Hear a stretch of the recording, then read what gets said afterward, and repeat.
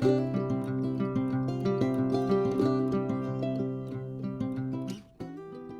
joining in with my awesome friend Janina.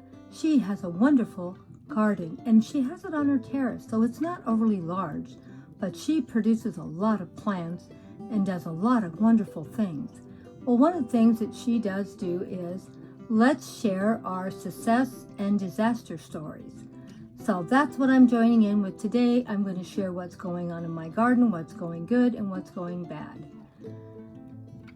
Please go check out Janita's channel. She is wonderful. You're going to really enjoy her. And she always has something wonderful to share, full of great information.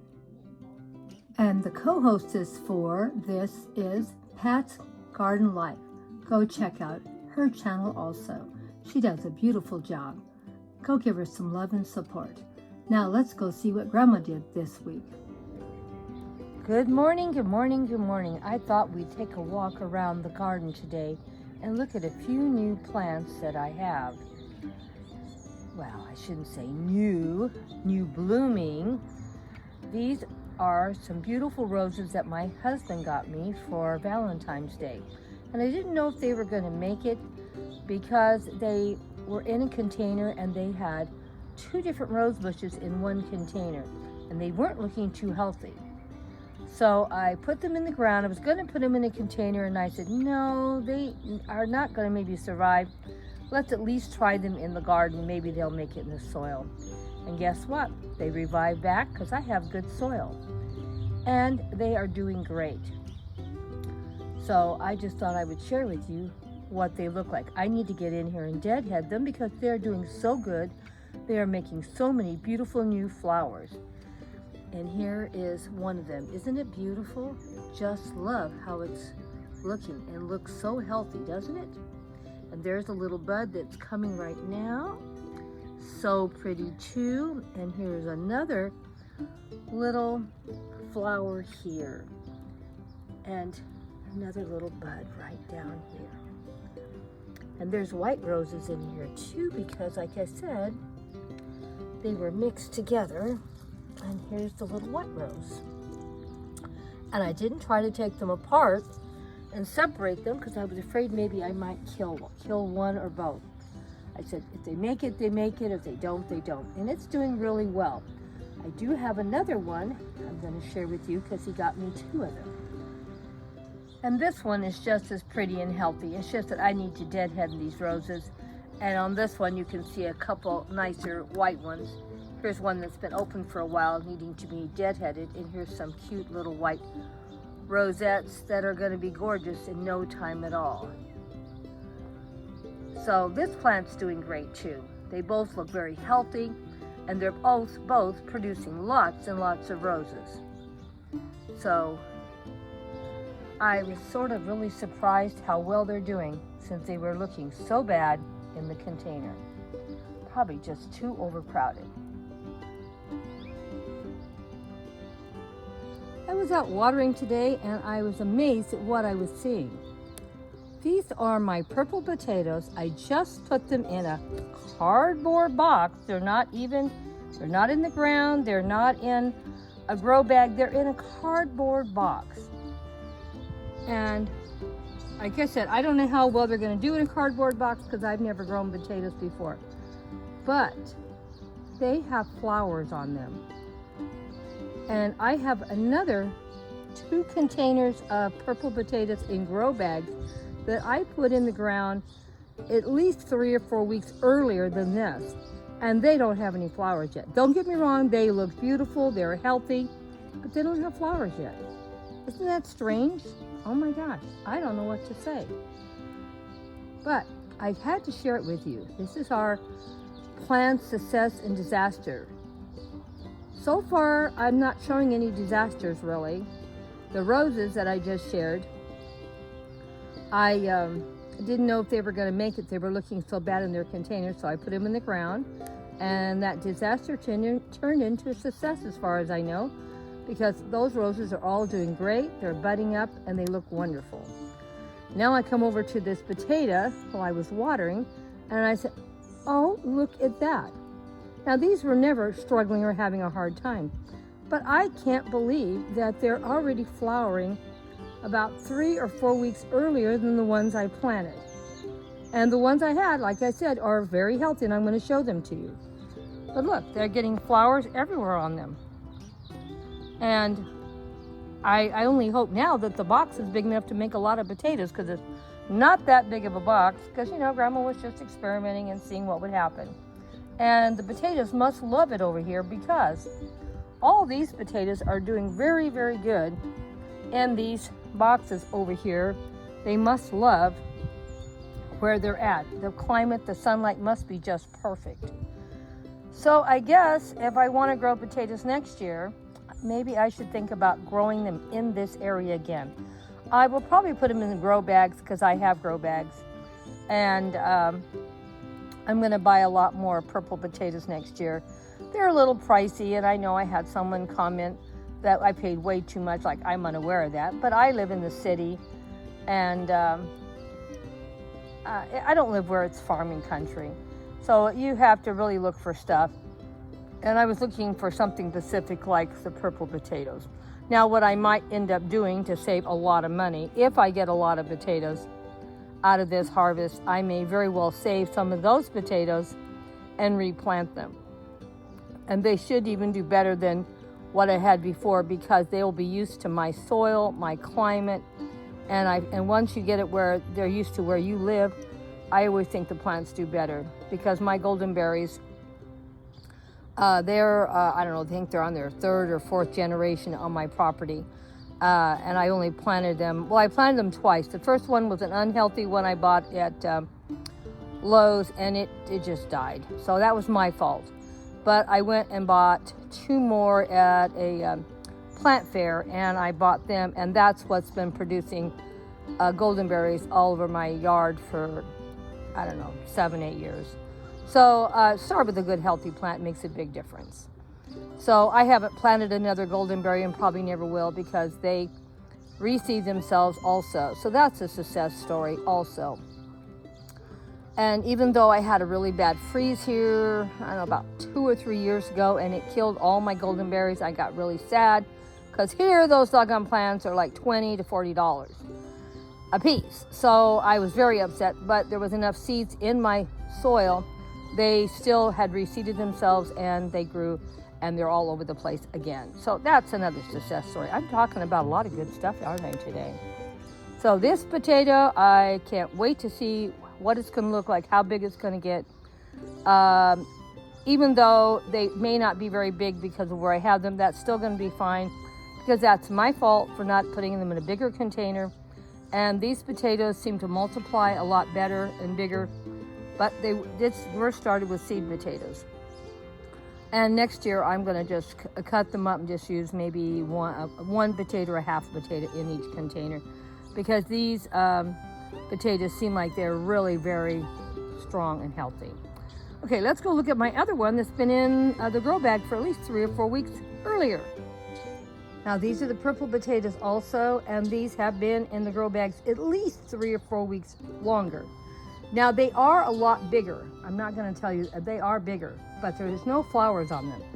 And these are in grow bags, and so they have a lot more soil, and so they're growing. So I don't know if any of that is the reason or not, but they're doing great. So it works out fine in the cardboard boxes, and it works out great in the grow bags.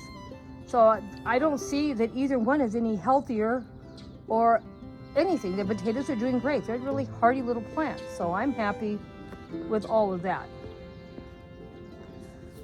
Now, just to show you how many of these goldenberries I have, over here, this is a baby goldenberry, so it's not very big yet, but there's one right there, and I'm going to pull these flowers out and probably get over there and put that goldenberry in a tomato cage to keep it upright, because it'll just lay on the ground if you don't.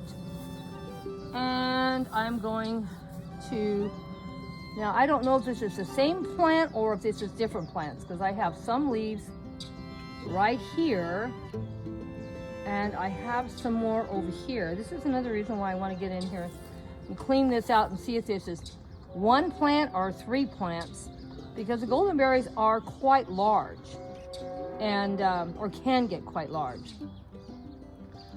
Now I'm going to show you 2 other goldenberries that I have. This is just in the front yard, so we don't have to plant or buy any more goldenberries ever in my lifetime, because I'm growing a doggone food forest in here, and I have stuff that's been growing without being replanted. My Swiss chard probably been 10 or 11 years. Never bought another Swiss chard plant. They come back every year, maybe not in the same place, but they come. Now, as you can see, these are all over because that's what these plants do. And let me show you my other 2. Now, this is a goldenberry plant. It's out of the same family as all the other ones you see. Now, it's smaller in size. The leaves are smaller. And how do I know it's a goldenberry? For one thing, the leaves, how they feel and look and touch. So that's the main reason why I knew it was a goldenberry, even before it got fruit. But now you can see the fruits on it, so I was glad to see that I was correct. And it produced a lot of fruit for the last 5 or 6 months. Now, why is it so much smaller? I'm going to tell you why. This plant, somehow or other, got a little seed in between these pavers, and it grew out through the pavers. So it's getting probably plenty of water, because I have to water my green stalks here. But why it's so small is it's having to come through those pavers. So it doesn't have a lot of room for its main stalk. But it still grew, it still produced. It's a hardy little plant, and they'll probably get some more babies from this one somewhere. Hopefully not in my pavers, but we'll see. Goldenberries are really, really strong, healthy plants. And once you get one going, you're going to have them for the rest of your life too. And like I said, even though I had a bad freeze and I lost all of my plants because they're in the tomato family and they can't handle freezes. So I live in Southern California, so here these plants usually last about 3 years apiece, and then they die naturally. But because I had that bad freeze, it messed up my my plants, and I think they all died. But what was even stranger, when I did get them coming back, they came back at the wrong time of the season. So instead of producing a lot of fruit in the spring and summer like they usually do, they started producing fruit in the winter time, if you can believe that. But you know, we just deal with what we deal with, and I love them, and now they're back on track. I think we're back to producing in the summer now. But it was strange that happened. So that was another thing that was strange.